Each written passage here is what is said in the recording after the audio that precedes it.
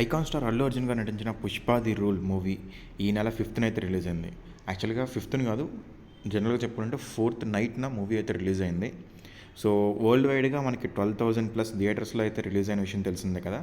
So దీని ప్రకారంగానే మనకి ముందు రోజు నైట్ రిలీజ్ అయింది మూవీ. అంటే 4th 9:30 నుంచే షోస్ స్టార్ట్ అయ్యాయి. అండ్ అర్ధరాత్రి షోలు, ఎక్స్ట్రా షోస్ చాలా అయితే మనకి ఇందులో ఇంక్లూడ్ అయ్యి ఉన్నాయి. సో విడుదలకు ముందు మనకి ఈ మూవీ ఎంత హైప్ క్రియేట్ చేస్తుందో అందరికీ తెలుసు. సో దీని క్రేజ్ గురించి అయితే మనం స్పెషల్గా చెప్పాల్సిన అవసరం లేదు. అండ్ మూవీ సక్సెస్ అయితే మనకి ఇంకా అన్లిమిటెడ్ అన్న రేంజ్లో అయితే వెళ్ళింది. సో దీని ప్రకారం మనకి రిలీజ్ అయిన తర్వాత టాక్ కూడా బాగానే వచ్చింది. అండ్ మనకి ఫస్ట్ డే, సెకండ్ హాఫ్ అంటే ఫస్ట్ డే మార్నింగ్ షో అయిపోయిన తర్వాత నుంచి టాక్లో చిన్న నెగిటివిటీ అయితే కనిపించింది, స్టోరీ గురించి కానీ మనకి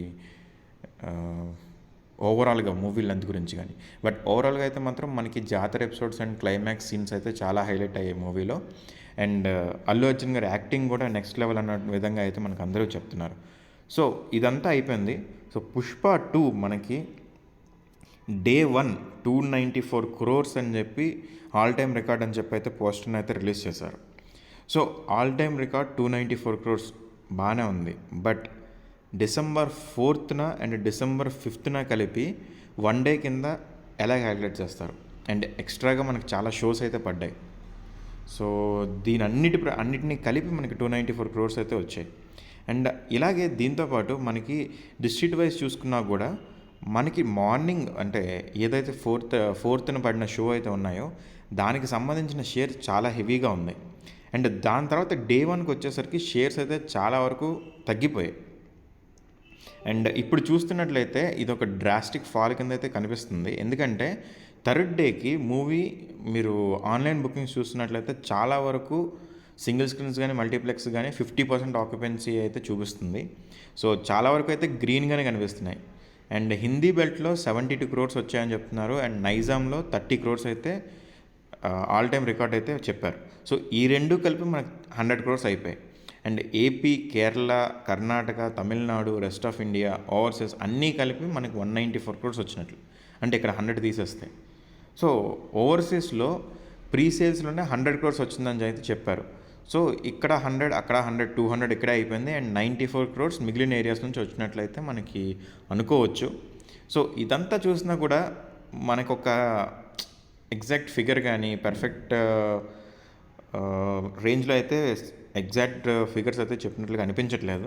సో ఇదంతా కూడా పబ్లిసిటీ కోసం. మనకు ఆల్రెడీ నాగవంశీ గారు లాస్ట్ టైం మనకి ఒక పబ్లిక్ ఈవెంట్లోనే చెప్పేశారు కదా. సో ఫ్యాన్స్ కోసమే మేము ఈ పోస్టర్లు రిలీజ్ చేస్తాము, ఇదేమీ సో ఆ కైండ్ ఆఫ్ పోస్టరా అని చెప్పే డౌట్ కూడా అయితే వస్తుంది. సో మనకి ఒరిజినల్ లెక్కలు ఎంతవరకు వస్తాయో మనకి చూడాల్సిందే.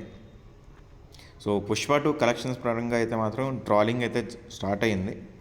సో మూవీ కూడా మనకి మంచి పాజిటివ్ బజ్ అయితే ఉంది. ఎందుకంటే జాతర ఎపిసోడ్ కానీ క్లైమాక్స్ సీన్లు కానీ చాలా బాగా తీశారు. అండ్ అల్లు అర్జున్ గారు అండ్ రష్మిక గారి యాక్టింగ్ గురించి అయితే చెప్పక్కర్లేదు, అది నెక్స్ట్ లెవెల్లో చేశారు. సో ఇక్కడ వరకు మనకి తెలిసిన మూవీని కూడా అబ్ట్రాప్ట్గా ఆపారు. అండ్ దాంతోపాటు ఫస్ట్ నుంచి మనం అవైటింగ్లో ఉన్న సీన్స్ అన్నీ కూడా మనకి పార్ట్ 3కి మూవ్ అయినట్లయితే తెలుస్తుంది. సో ఇవన్నీ పాయింట్ల ప్రకారం చూసుకున్నట్లయితే పుష్ప ది రూల్ మంచిగా అయితే ఉంది. బట్ రేట్లు ఏవైతే ఉన్నాయో దానివల్ల 50% ఆక్యుపెన్సీ అయితే రావట్లేదు అన్న విషయం అయితే తెలుస్తుంది.